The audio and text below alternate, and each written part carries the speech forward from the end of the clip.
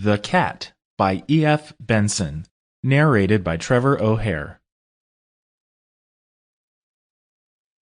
Many people will doubtless remember that exhibition at the Royal Academy, not so many seasons ago, which came to be known as Allingman's Year, when Dick Allingman vaulted, with one bound, as it were, out of the crowd of strugglers and seated himself with admirably certain poise on the very topmost pinnacle of contemporary fame.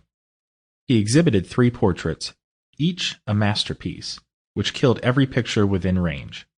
But since that year nobody cared anything for pictures, whether in or out of range, except those 3, it did not signify so greatly. The phenomenon of his appearance was as sudden as that of a meteor, coming from nowhere and sliding large and luminous across the remote and star-sown sky, as inexplicable as the bursting of a spring on some dust-ridden rocky hillside. Some fairy godmother, one might conjecture, had bethought herself of her forgotten godson, and with a wave of her wand bestowed on him this transcendent gift.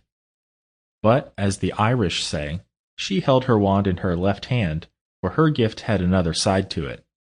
Or perhaps, again, Jim Merwick is right, in the theory he propounds in his monograph on certain obscure lesions of the nerve centers, says the final word on the subject.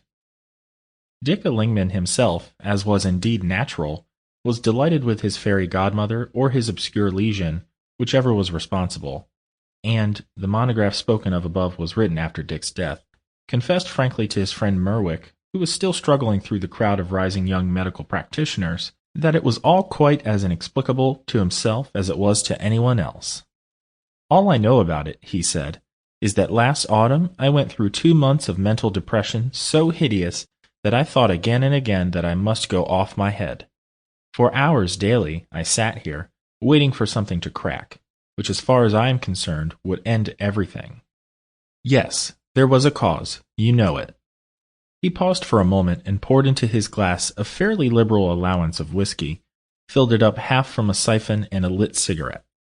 The cause, indeed, had no need to be enlarged on, for Merwick quite well remembered how the girl Dick had been engaged to threw him over with an abruptness that was almost superb when a more eligible suitor made his appearance. The latter was certainly very eligible indeed with his good looks, his title, and his million of money, and Lady Mattingly, ex-future Mrs. Allingham, was perfectly content with what she had done.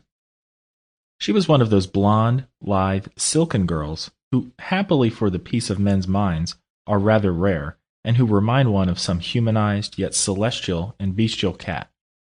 I need Sample complete. Ready to continue?